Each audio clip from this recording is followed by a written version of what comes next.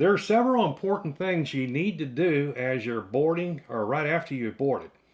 This is Daryl. And Aaron on Cruising with D&E. Let's get started. All right, so your cruise day is here. What's the first thing you got to do before you board? Yep, so you get off that shuttle or however you get to the port, and you will find the porters. These are the gentlemen or ladies that will handle your check bags. Right, and your check bags, you got to make sure that before you land there at the porter, that you have printed out your luggage tags and you got them on your luggage for those check bags.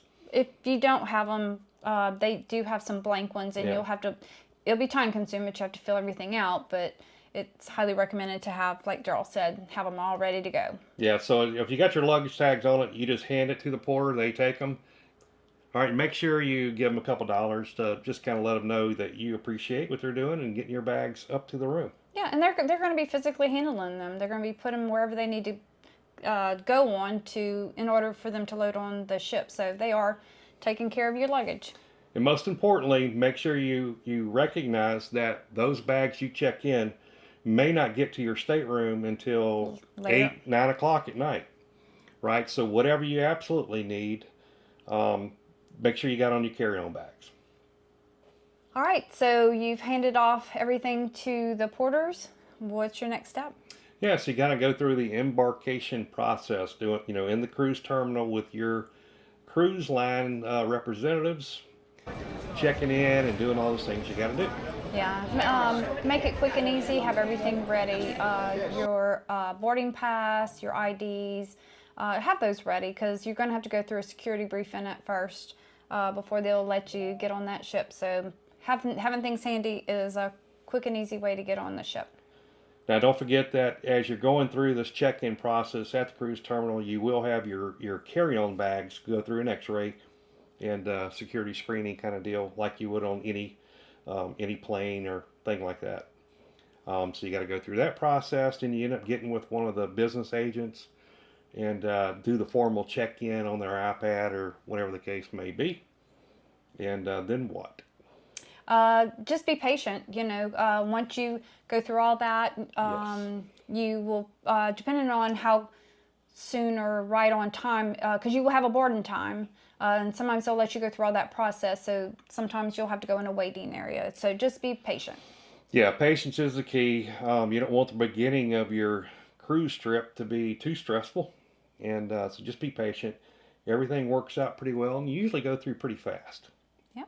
At that point, once you go through the x-rays and all that, again, I know we talked about that in the previous video, what you do before, and not to bring prohibited items. If you do have something that's prohibited, they will take it from you. They will put your name and information on it, and you will be able to pick it back up, depending on what it is, after your cruise. Yeah, if it's a weapon or something or drugs, they're obviously not going to check it and get with you after the cruise. They're going to get with you right then and there with security and the police. But nevertheless, just be smart. Don't bring anything prohibited. Look on their website. It'll show you what's prohibited, but it's common sense kind of stuff, right? Yeah. All right, so what's next? All right, so once you kind of get through checking in with the agent there, so you actually go through the gangway, you kind of walk up and enter onto the ship. Woo-hoo! Yay, we're going to have a great time. But before you get carried away, there's something you got to do now, which is what? The muster station. Right, so the muster station, you'll know what that is from either on your app or from the boarding documentation. Yep. And but there's always somebody somebody with the crew standing at the door, entryway to help you know where to go to your muster station. So you tell them what that is, and they point you in the right direction. And y'all need to understand that this is a mandatory international maritime law requirement. This isn't if you just want to or don't want to. Everybody's required to do that once you head on that ship. Yeah, and each line kind of does it a little bit differently. We've had one case where we actually went into a meeting room, or, the theater, and that person gave us an intro. He was on the stage. There's another line that you actually watch a video beforehand. Then they just go a real brief review with you specifically, So it's kind of done different ways, but most importantly, it's got to be done. And they can't pull away until everybody has that done. And so what's kind of interesting is you're walking around hour, 2, 3 after you got on the ship, and all of a sudden on the intercom, they start calling out people's names. And what's that for? People who have not done their muster. And let me tell you, it's quick and easy. Two of the lines we were done in 2-3 minutes because you do take care of the safety briefing. Like when we were on our way to the port, we actually watched the videos and listened to what we need to do. The one that he was talking about in the theater, that took a little bit longer because, you know, there was already a group. They only take a certain amount. We were waiting out in the hall, and then you go in. It's not painful. It's not of yesteryear when, I mean, our first cruise, everybody had to go out, you know, and put on the life jackets, and it's not that anymore. You know, you can even grab a drink real quick on the way to your muster station if you want to do that, but get it done, because let me tell you, there is a cutoff time. Yeah, so anyhow, don't be on the intercom shame name call. So get it done. So you've finished the muster drill, you're ready to relax, grab a drink if you haven't already, eat some lunch. Go ahead and put your phone on airplane mode. I cannot tell you how important it is. You will have roaming charges or fees on your phone once you leave and you get into international waters. Yeah, that's key, is like while you're in port there, it's not a big deal. But you're gonna start doing things and start having fun and forget about it. And it's our life. Like everything is, we have both phones. Everybody's phones are going, you know. But you can't do that in international waters. You don't want to incur some additional charges. So no, and I do. You know, we have AT&T, and I do have the international plan that covers me when we are in other countries' ports, but it does not cover us on the ship. And don't forget now, everybody thinks about their phone here to put it in airplane mode, but if you got an iPad that connects to Wi-Fi or cell service, make sure you put that on airplane mode as well. All right, now that you got on board and you've done the muster drill, got that out of the way, ready to relax and have some fun. It's probably been a fairly long morning, and you probably spent a night at the hotel, didn't sleep that great. So what we want to do is make sure you get that kind of energy and nourishment you need if you didn't have a good breakfast. So it's time to hit the buffet.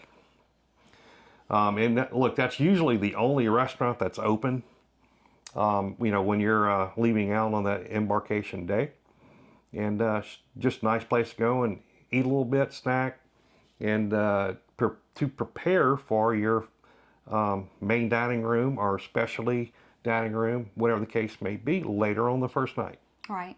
And you can check. Some cruise lines do have some of the restaurants open, so if you prefer a quieter scenery, but you will have to order and then wait for your food, and you know, it takes time. So we always hit the buffet, and we've never had trouble. I know it's going to be crowded, but we've never had an issue finding a place to sit or eat. And you have the great variety, to, like Daryl said, to start your cruise off and get some energy for the rest of the day. Yeah, and again, it may be busy, but all these ships have these overflow areas, and it may be outside under a cover, whatever it may be. But there's plenty of places to find to sit. And there's always people coming and going, so it's not a big deal. Just go ahead and grab you something to eat and head on with the rest of your day. All right, so now that your tummy's full, by this time, depending on when you've boarded, they may do an announcement on the intercom that your stateroom is ready. So you can go ahead and drop off your carry-on bags and personal bags. If they haven't, no worries. You only have a rollie or just a personal item, and now it's time to explore the ship. Right, so you got plenty of time, but remember, look at your app. That's a way to look at what your decks are. Familiarize yourself beforehand, before you ever get on the ship. Nevertheless, just go walk around the ship and find everything. It's just pretty fun that first time you get to go out and explore. Oh, that's where that restaurant is. Oh, that's where the spa is. Oh, look, there's a helicopter landing pad up on the bow. You know, it's just kind of fun to go and explore the ship. Now, one thing to make sure you check out is when it's time to head out, where's the best place to be? to, if you want to take some pictures or video For the Sailaway. for the Sailaway. That's right. So that's always something we look for, is where can we get for the Sailaway to get the best view. Yep. And even if you've gone on the app prior to the cruise and you've looked at the deck plans, it's one thing to see it on paper or on the computer, but to actually walk it, sometimes, you know, the visual of it, you know, you're going to want to know, because you're going to be on the ship for a couple of days, and it makes it easy getting around. So. Right. So one of the things that the ship lines do is they include different signages and or kiosks, you know, kind of digital kiosk deal where you can click on a floor and it'll show you the floor plan, or you can say, where's the nearest restroom, and it'll actually draw it on the map. And then usually you'll find that in the elevator areas. And in most ships there's a forward, a midship, and then a aft elevator banks. Not all of them are exactly that way, but and then those are good locations to find different kinds of signs, and they really show you by floor what are all the attractions or points of interest, that kind of thing.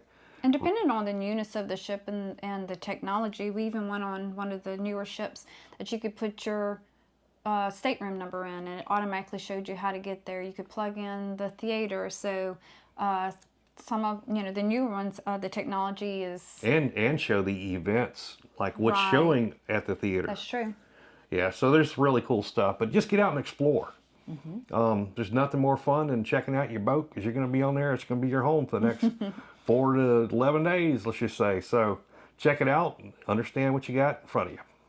So this kiosk and signage help. But the other thing that helps out sometimes, if you're not familiar with the ships of what's forward and aft and all that, some cruise lines help you out by putting different things for you to notice. So the hallways with your stateroom with Norwegian, most of the time they have fish swimming. If the fish are swimming forward, that's the forward, and of course the aft is the other way. With Royal Caribbean, the signage that your room number is on is normally in a wave, and where the wave is up, that's going to be forward, and the other side's going to be aft. So familiarize yourself maybe with some helpful hints that the cruise lines put there for you. Yeah, and actually, if you take a look at the, a lot of times your even rooms will be on one side, either starboard or port, and then the odds will be on the other side. So they do different ways to try to help you be able to see and understand how the ship is laid out and that kind of thing. We even actually own one of the Royal Caribbean Brilliance of the Seas. They actually put the day of the week in their elevators. They change it out each day. So just another, not about your deck layout, but just interesting the way that they help you try to be comfortable on the ship. All right, so now they've made that announcement. You can head to your stateroom, you're excited, and you get there. One of the first things we suggested you do, because 'tis the season of whatever, allergies, flu, anything that's going on, you can tend to get sick. And so if you want to have an enjoyable, relaxing time and try and stay healthy, we suggest that you sanitize your stateroom, the door handles, the remote, anything you're going to touch. The stewards do a great job, they really do, but keep in mind that morning that you boarded the ship, a whole ship of people just exited. So they only have a certain amount of time, and they want you to get to your stateroom as quick as you can. So they're going to do the basic cleaning and getting that stateroom ready for you, but they may not have enough time to completely sanitize everything. Yeah, on our last cruise, they announced you could go to your staterooms, and they were in there, actually in our stateroom cleaning at that time. So yeah, they're doing everything they can. Just situations, sometimes they may miss some things, and look, the struggle is real. If you get sick on a cruise ship, it ain't no fun. Think about it. And you can't prevent it 100%, but you sure can make it less likely. Yeah, so just recommended sanitize, as well as wash your hands with soap often. Absolutely. All right, so they finally announced that you could go to your stateroom. So you got your carry-on bag, so you can go ahead and go to your room, get that stuff off your back, or if you're pulling one of your bags, and then I'd go ahead and unload what you can right there and organize it. Then later on, you're going to start getting your luggage that was checked in through the porter and coming up to your room. And one of the first things you need to do, again, is just organize your stuff, unpack what you need to unpack, and then you can take those suitcases and shove them under the bed and get them out of the way. That's a great tip. You don't want to be stumbling around, if you're inside room, it's one of the smaller rooms, just in any room actually. You want to be able to utilize the entire room. So go ahead and unpack, get it done that first day, and it saves you a lot of headache, because there's going to be shows, there's going to be entertainment, there's food time, there's going to be things you're going to want to do later on, and you don't want to be taking the time organizing and unpacking. Yeah, there's a number of different things you can do to kind of clean that room up and make it more efficient, because you got things like magnetic hooks, so your walls and the ceiling in a cruise boat are made of metal, and so you can connect magnetic hooks. So let's say you got a CPAP machine, you have an extension cord, you got to put it over by the head of the bed, and you don't really want to run that along the ground. And because it'd be a tripping hazard. So get that out of the way. You can go ahead and use a magnetic hook. There's other things. You can put up documentation on each day's excursion, different stuff like that. Just organize everything. You got your compressed Packing cubes. Packing cubes. I always forget to say packing cubes, but you got your compressed packing cubes. So we don't really unpack those. We do the hang clothes we hang up and all that, but everything else we keep organized on the shelves. Makes for easy finding what exactly you want to get to, and then when it's time to pack up, you just throw them back in the suitcase. Yeah, and there's other things you can do to bring along that won't take up much room, like a hanging shoe rack, basically a soft side shoe rack that you can stuff stuff in, medicines and this and that. What are some of the other things? You got like a collapsible hamper to put your dirty clothes in. Keeps the room organized. So go ahead and get that stuff organized out of the way, because when you stayed up too late, maybe had a few too many cold ones, and you have to get up at 6:30 for an excursion in the morning, you don't want to have to be trying to figure out where everything's at and all that kind of stuff to get there on time. So get her taken care of, and it's a good thing. And hey, look, we'll put a link down below. We do have a video on what we do as far as accessories and kind of making your room clean, because we do like inside cabins, and we use those sometimes, and having everything organized and out of the way is really productive and safer. Check out that video. Check out the video. The other thing you can do, or we do, we decorate our door. No. You decorate our door. There's several reasons. The door and the walls next to your stateroom are magnetic. So on one of our cruises, it was my birthday, so I did order birthday magnets to put out there, and then I've since then ordered just regular cruising fun magnets, because I have noticed that when you're tired, you've come back from excursion, it's late at night, you're not thinking, and you're going down that hall, I can recognize our cabin quickly and easily. So that, and then just the fun, you hear the people laughing, or hey, look at that, or I find myself going down the hall and noticing people's magnets and seeing what occasion they're celebrating. So it's fun. Yeah, so some people actually put their pictures in their names. I don't know about that, but hey, whatever floats your boat. Oh, and we talked earlier about joining the Facebook group. Yeah, in the previous video, sometimes they actually have contests. Right. So they'll go around and you can win something for having the best decorated door. Yep. So there's a lot involved with the boarding process, getting everything as you go through the embarkation process. And so we just want to drop some tips to kind of help you understand what works well and what to expect. Yeah, we've, like I said, we've been on several cruises, and there's a lot more to learn. I know we know that. So as we go through our things and experience things, we want to pass that on to you. And hey, if you have any experiences that we didn't mention or any tips, please leave it down in the comments below. Absolutely. Don't forget to like that video and subscribe to our channel. We'd love to have you part of the Cruising with D&E community. Absolutely. And so look, thanks for watching. As always, we will see you in the next video.